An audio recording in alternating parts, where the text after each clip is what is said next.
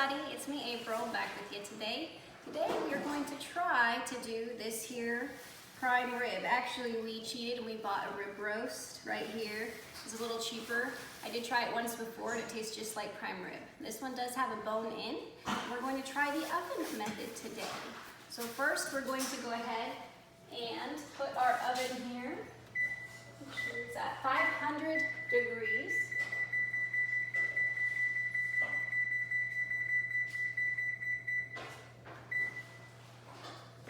Alright, get that heated up real nice, because how this method works is we put butter and all this light, nice seasoning and salt and pepper on it, and then we're going to stick it in the oven at that 500 degrees.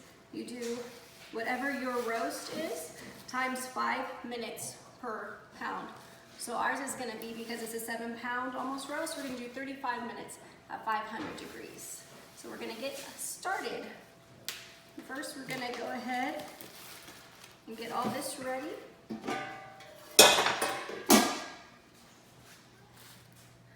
When I was young, I never did much of the prime rib. We always had to do the cheaper cuts of meat. But my husband loves prime rib, which who doesn't really? And he does like his a little more on the medium rare side. So if you guys like yours a little more done, you probably want to go a couple more minutes in there.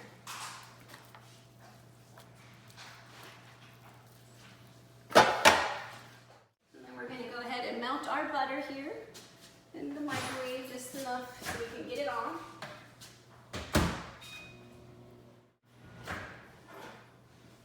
I don't want it too melty, so I just did it for a couple seconds. And then it depends what you guys want. You can do your own seasoning mix. My husband likes his super basic, so I'm just going to do a little bit of the onion powder, and I eyeball it all the time. I don't do measurements. My mom taught me a pinch of this and a dab of that, whichever that means. So you guys just, if you want, you can get a more basic. There's online stuff where you can do different things, Italian seasoning, whatever you guys want. And we will put a little more salt on, or quite a bit more on the actual prime rib.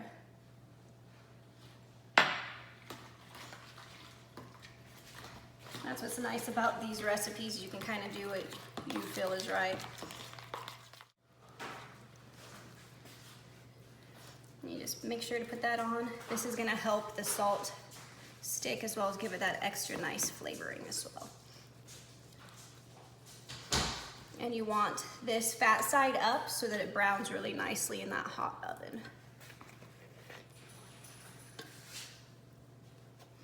And the first time I tried this, I was like, oh, it cannot be that easy. I'm going to go ahead and flip over and do the other underside too, and all that nice flavor everywhere.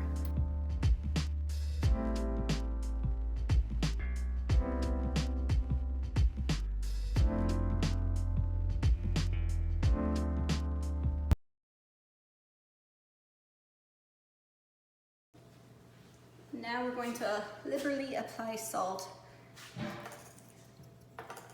So that is what's going to give it. And usually I am heavy-handed on the salt, and this recipe actually works for how I like to do it. I think that we'll do a little on the underside. And a little more for that, and there you go. And really this is as simple as it gets. We just are going to throw it in our oven. It's not quite ready. We're going to give it that extra time, and then we're going to throw it on in. Where ours will be, like I said, 35 minutes at that 500 degrees. Once it hits that 35 minutes, you will shut the oven off, and you don't touch it, you don't open it, you don't peek at it. You leave it for 2 hours after that time is up, and you will get the perfect prime rib. All right, our oven has now hit the 500 degree mark, so we're going to go ahead and stick it in. You do not want to put a lid on, because that's what's going to give it that nice, beautiful, roasted to perfection. And you put it in the middle there, just like that. And then, like I said, ours is going to be 35 minutes at that 500 degrees because of the size of our roast. You figure your math out, and then when that time is over, we're going to go ahead and set it here. Timer. When that goes off, you're going to go ahead and shut it down turn it off. Like I said, don't peek, don't do anything. We want that heat to just slow roast the meat and get that perfect tender meat that you love, that you get at restaurants. And we'll be back to show you our deliciousness when it's done. All right, we are back. It has now been actually over 2 hours for us because we were a little busy, so we just let it rest in here.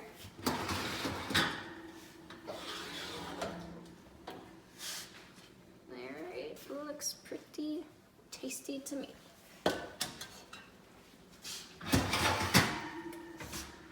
And we're actually gonna make our own au jus dipping sauce. And what you do for that, it's real simple. You just get the drippings out of here. You don't have to put all of them. You don't want to get too overpowering.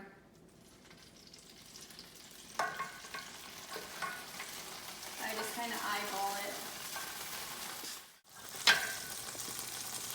Then you go ahead, I'm going to add 2 tablespoons of flour to it.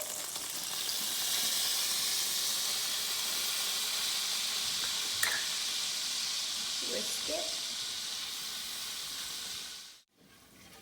And then we're going to slowly, once we get all that flour whisked in, add, I'm going to eyeball this again, 2 to 4 cups, whatever you guys need for your family size.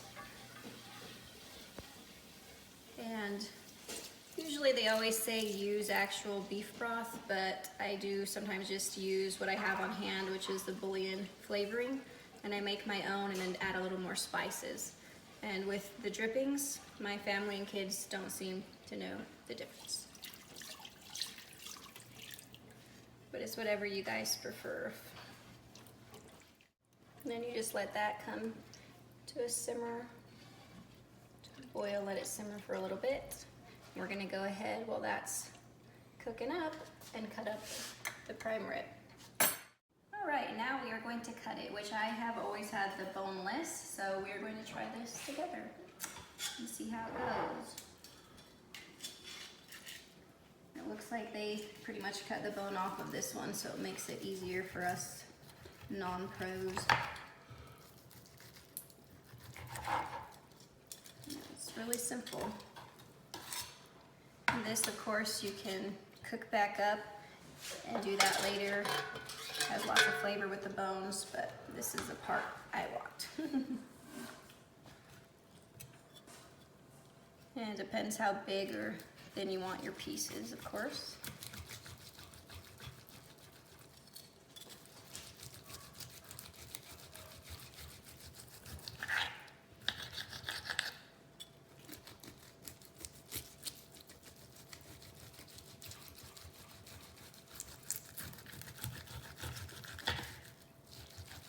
Nice and medium rare like my husband likes. Just a little bit of that pinkness there. Looks really good.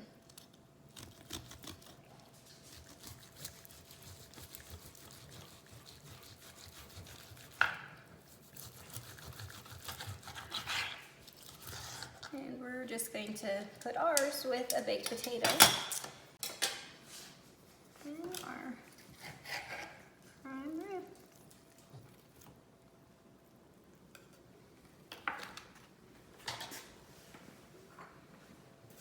The au jus is nice and bubbly.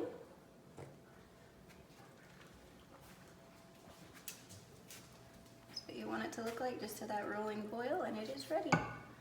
And shut it off.